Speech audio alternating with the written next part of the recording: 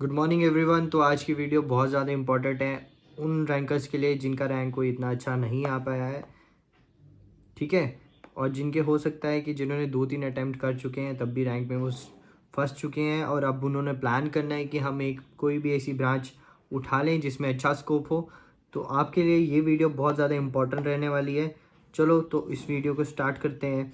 मेरी तरफ से एक चीज़ हमेशा याद रख लेना, आप कभी भी ब्रांच में स्कोप नहीं होता, स्कोप आपके अंदर होता है। Find scope in your self, है ना, रेदर देन ब्रांच, ठीक है।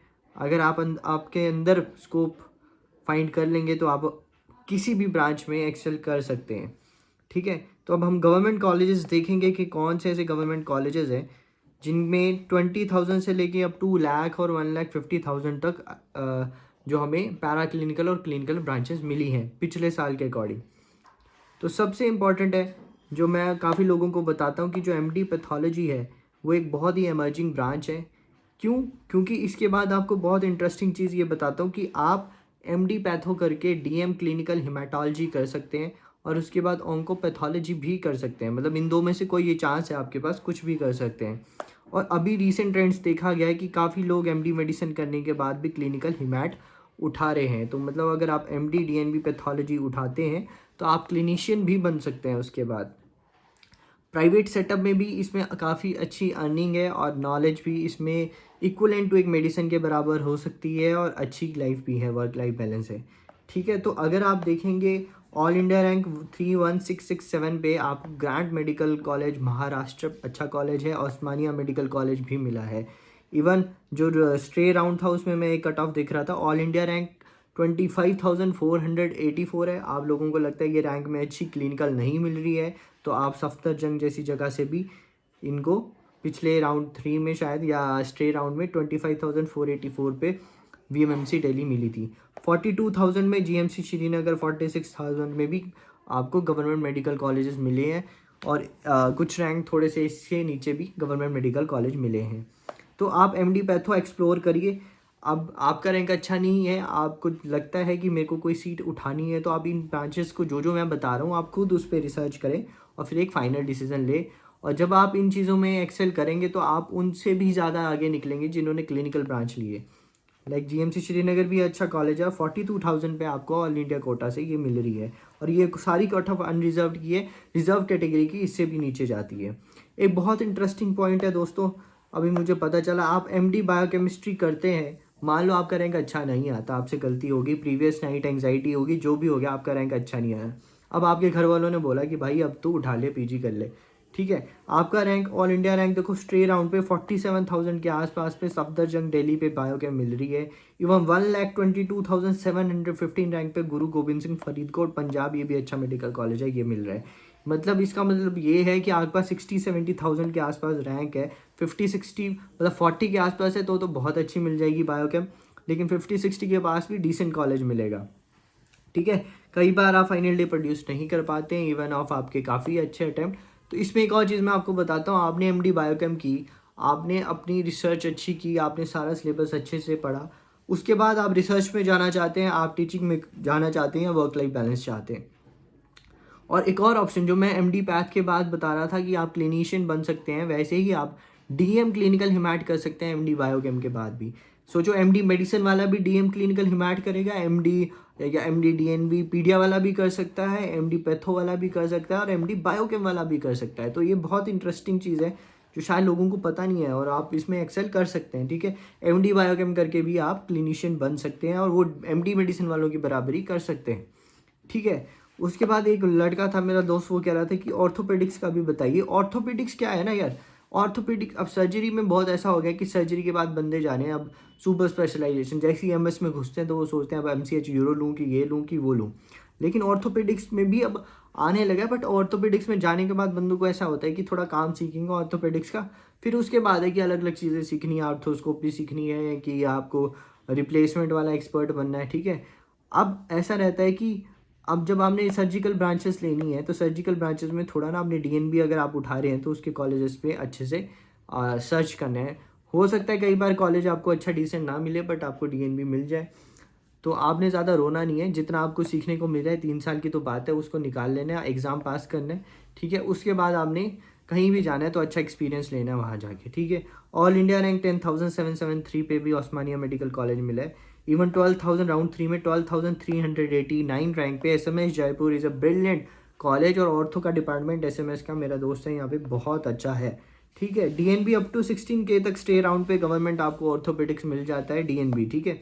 20+ K पे आपको, जैसे मैं देख रहा था 26-25-24 हज़ार पे आपको डीएनबी मिले हैं ऑर्थो के, बट वो प्राइवेट में मिले हैं। फिर आपको प्राइवेट की फ़ीस देनी पड़ेगी। जैसे ट्रॉमा सेंटर्स हैं अलग अलग, कुछ ट्रॉमा सेंटर मैंने सर्च किए प्राइवेट के, बहुत अच्छे हैं वहाँ पे। अब आपको पूछना पड़ेगा कि वहाँ के जो डीएनबी वाले हैं कि कैसा सिस्टम है सारा, ठीक है। उसके बाद बहुत बच्चे बोल रहे हैं भाई ये पीएसएम का बता दो, पीएसएम का बता दो। तो दोस्तों पीएसएम है ज़बरदस्त ब्रांच, ज़बरदस्त, ठीक है। तो डब्ल्यूएचओ में आप जा सकते हैं, यूनिसेफ में जा सकते हैं, आप एपिडेमोलॉजिस्ट बन सकते हैं। बेस्ट वर्क लाइफ बैलेंस है। मेरे कॉलेज में भी जो पीएसएम वाले हैं वो काफ़ी सक्सेसफुल भी हैं और काफ़ी ज़्यादा इन्जॉय भी करते हैं। वर्क लाइफ बैलेंस है, बढ़िया उनका रूटीन बना हुआ है। क्योंकि मेरे को ऐसा मानने में लगता है कि अगर आपकी हेल्थ अच्छी है तभी आप अच्छा कर सकते हैं। मेडिसन सर्जरी वाले 30 ईयर में लोगों को एसटी एलिवेटेड एमआई आया है, क्योंकि वो सेहत का ध्यान नहीं रख रहे हैं, इतनी ज़्यादा ड्यूटीज़ कर रहे हैं, उसकी वजह से उनकी सेहत कई लोगों की बहुत ख़राब है और कईयों की डेथ भी हो गई है। अभी रिसेंट 28 ईयर्स का एसटी एलिवेटेड एमआई से डेथ होगी। ऑल इंडिया रैंक 46598 पे जीएमसी श्रीनगर मिल रहा है।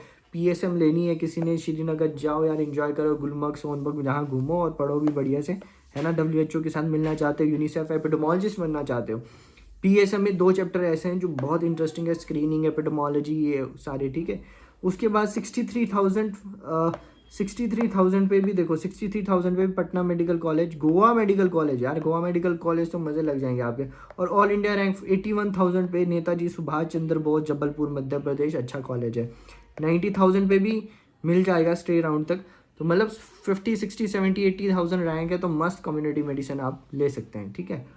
अगर आपने, हाँ एक और ब्रांच आ रही है जो इतनी पॉपुलर नहीं है लेकिन आने वाले टाइम में देखना बहुत ज़्यादा पॉपुलर हो जाएगी ये वाली ब्रांच। क्योंकि कैंसर अब डायबिटीज़ और हाइपरटेंशन से निकल के इंडिया अब कैंसर की तरफ बढ़ रहा है। तो MD radiotherapy and radiation oncology बहुत ज़बरदस्त ब्रांच है आने वाले टाइम में। और आपको एक और चीज़ बता दूं, एमडी मेडिसिन के टॉपर मैंने आपको बताया आजकल डीएम क्लिनिकल हिमाट लेते हैं और डीएम मेडिकल ऑन्कोलॉजी लेते हैं। डीएम मेडिकल ऑन्कोलॉजी में आप प्राइवेट सेटअप भी कर सकते हैं। एमडी रेडियोथेरेपी करके, रेडिएशन ऑन्कोलॉजी करके मुश्किल है थोड़ा, but MD radiotherapy with DM medical oncology you will earn a very good amount and the life is very good और नॉलेज भी बहुत ज़्यादा। अब ऑल इंडिया रैंक 15,931, 15,000 16,000 के आसपास रैंक आते हैं।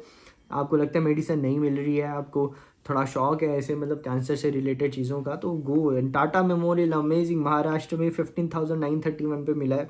ऑल इंडिया रैंक 29,428 पे IGMC शिमला मिला है स्टे राउंड पे, और 24,000 पे GMCH पटियाला मिला है। तो ये सारे कॉलेजेस बहुत अच्छे हैं ना। रेडियोथेरेपी में भी आप देखें, ठीक है।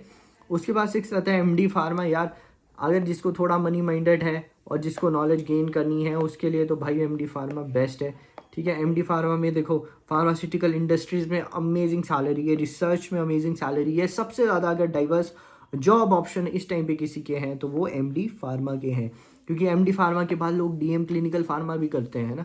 और मेडिसिन अगर जिसको फार्मा आती है, मेडिसिन आती ही है। 31,777 पे BJ मेडिकल कॉलेज अहमदाबाद मिला है, बहुत अच्छा कॉलेज है। इवन 98,000 पे GMCH पटियाला मिला है यार।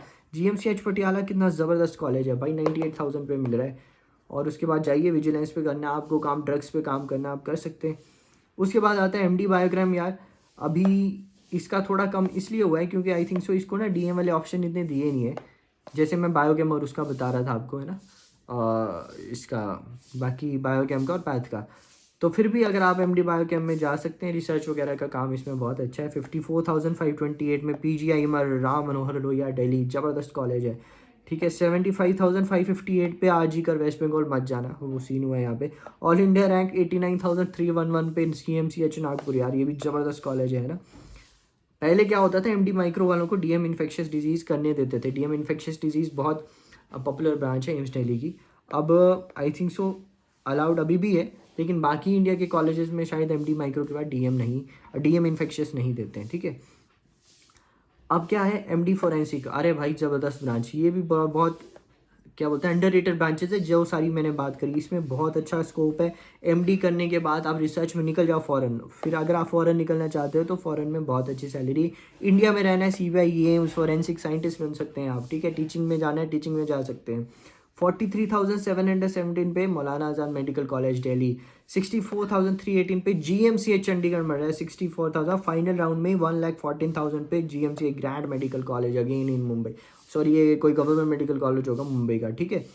उसके बाद आ रहा है, अब 8 हैं, कुछ ब्रांचेस रहेगी, वो मैं अगली वीडियो में डालूंगा। यार जब मैं ये लिस्ट देख रहा था बहुत सी नई चीज़ें मेरे को पता चली कि आपके नीट पीजी स्कोर पे ना, जिनका स्कोर कम है उस पर बहुत सी ऐसी ब्रांचेस हैं जो मेरे को पता भी नहीं थी। डिप्लोमाज भी मिले हैं, जैसे ओब्स के लोग डिप्लोमा कर रहे हैं, पीडिया का डिप्लोमा कर रहे हैं, है ना। कुछ ना करने से तो बेहतर है ना, कुछ आप करें। आप एमओ लगे इतने सालों से, आपको लग रहा है कि अब कुछ उठाना है तो उठा लीजिए। एमडी हॉस्पिटल एडमिनिस्ट्रेशन में भी लोग जा रहे हैं।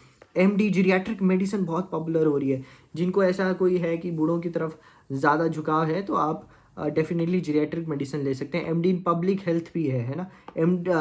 फैमिली मेडिसिन में भी लोग कर रहे हैं। Tropical medicine, MD tropical medicine आप करते हैं तो मैं आपको बता दूं, एमडी ट्रॉपिकल मेडिसिन करने के बाद आप डीएम इन्फेक्शियस कर सकते हैं। और डीएम इन्फेक्शियस का तो इंडिया में तो सारी डिजीजेस, स्क्रब टाइफस, कितनी ज़्यादा इन्फेक्शियस, डेंगू आता है, चिकनगुनिया, कितने इन्फेक्शियस, तो कितना स्कोप है इस एमडी ट्रॉपिकल मेडिसिन और डीएम इन्फेक्शियस करने के बाद भी। तो इस पर भी अगर कभी टाइम लगेगा मैं अलग से वीडियो बनाऊंगा। Thank you guys. हमेशा कहता हूँ कि यार जहाँ पे भी आपको सीट मिलती है, मेरा ऐसा मानना है कि ज़रूरी नहीं है कि आपका रैंक आएगा तो अच्छा आप आगे कर सकते हैं। हाँ ठीक है, आपको ब्रांच अगर उठानी है, आप बड़े डेस्परेट हैं, डीएनबी उठा सकते हैं, प्राइवेट उठानी है, आपके पास पैसा है उठा सकते हैं, बट नहीं उठानी है और आपको है कि आप ज्वाइन करना है तो पैथ से लेके बायोकेम से लेके हर ब्रांच में अच्छा स्कोप है। Go for it and definitely enjoy करोगे आप जाके, और वहाँ पे अपना बेस्ट देना आप बहुत अच्छा कर सकते हैं। Thank you guys.